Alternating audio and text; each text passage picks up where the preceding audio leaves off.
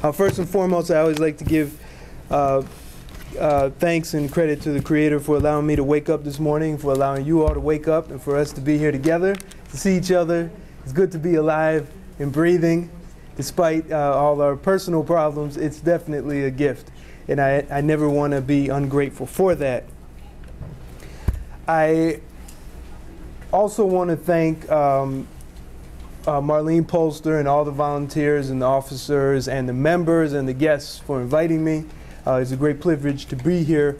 I plan to teach, but as I consider myself a student in teaching or a student in life, I'm sure there's something that I'm going to learn from you as well.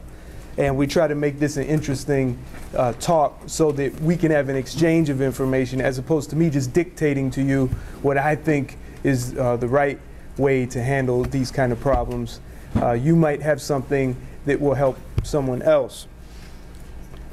I'd also like to encourage everyone who is not a member of this fine society yet to join. How much is it for a year?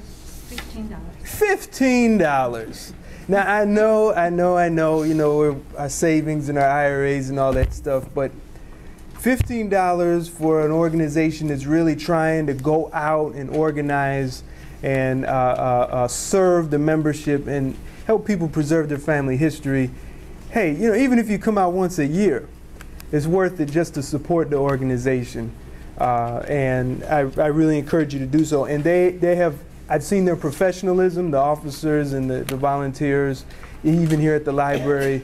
And I think this is a worthwhile place if you have ancestors here that you're researching, or if you're just researching in general.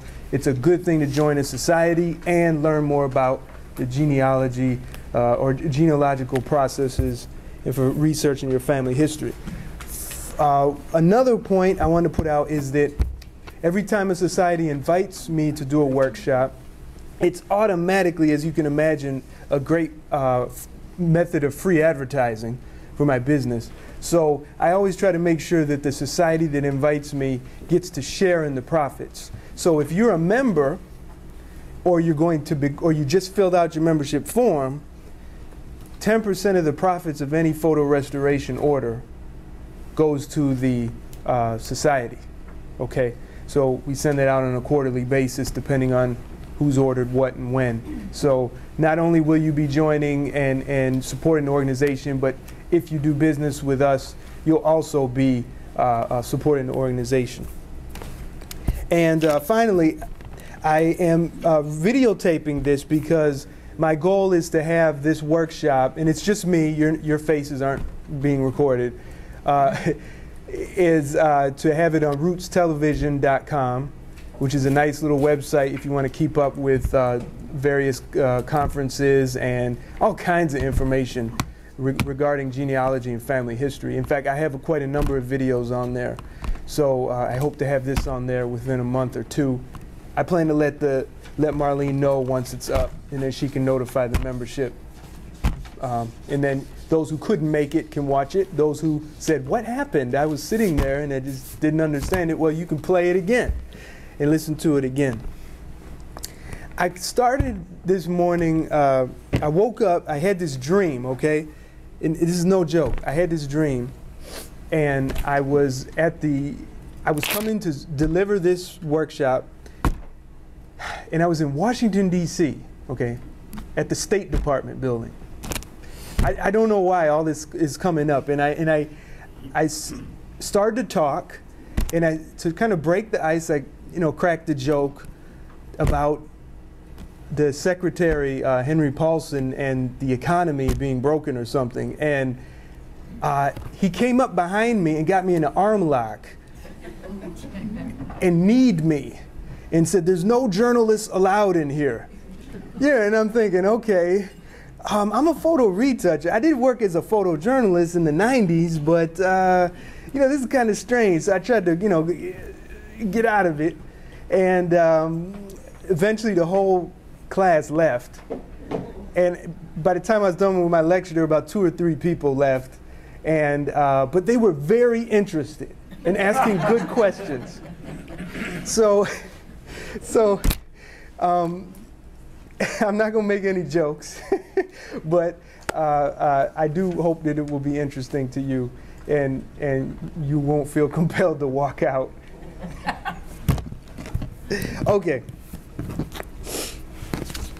Now, on the when you registered or you signed up, you got a pamphlet with some brochures, okay? And I want to just briefly poll everybody to see where everybody's at before I go to officially start into this thing. How many of you have computers at home? Okay. It's pretty much looks like everybody. And if you don't have one, it's probably because you're sharing with someone.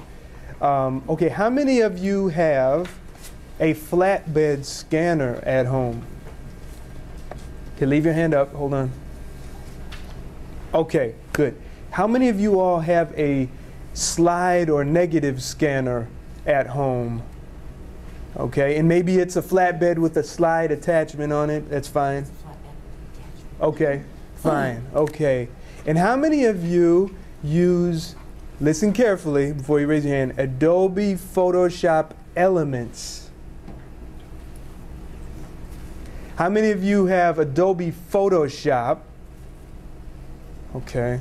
How many of you have Adobe Photoshop something, but you just don't know? Okay, that's worse. Okay, and how many of you all have Microsoft Picture It? Okay, and how many of you all have Paint Shop Pro?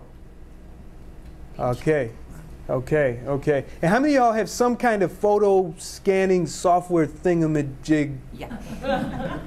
Okay, Yeah, okay. All right, very good, very good. Let's just go through some quick preliminary things. I like to talk about photo software, okay? I have some suggested programs that you use when it comes to scanning in and preserving and restoring your family photos. First one is Adobe Photoshop. It's very expensive though, okay? I'm gonna recommend you the top of the line because it's the absolute best and I don't want you to feel cheated. But I would say for everybody in here, you don't need it. What you do need though is it's called Adobe Photoshop Elements. Now this isn't on the handout, I'm sorry, but I'm going to go through this real quick. If you have any questions, feel free to email me or call me anytime during the week. I will not bill you for the answer. Okay, this one is like almost just like the big expensive version, but you can get it for less than $100.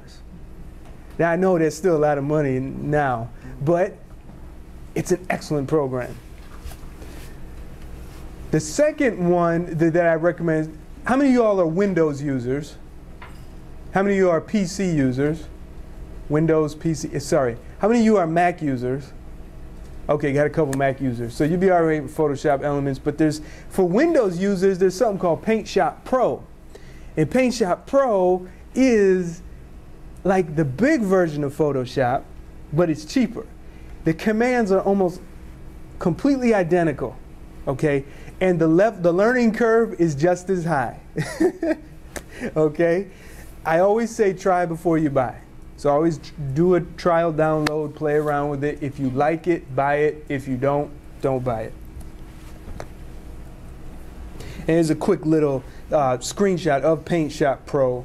That's version 8. They're beyond that now. What version are they at now? Paint Shop Pro user. We saw. I know we had a Paint Shop Pro user here. No? Maybe you thought you were a Paint Shop Pro user. Okay. There's a free photo editing program that's really good. That's very much just like Photoshop, called GIMP, G-I-M-P, and that's GIMP.com. It's completely free, so there's nothing you need to pay. Okay, it's open source, Windows, Mac. Okay, it's again, it's got that learning curve part. Okay, so you got to beware what you're getting into. Okay.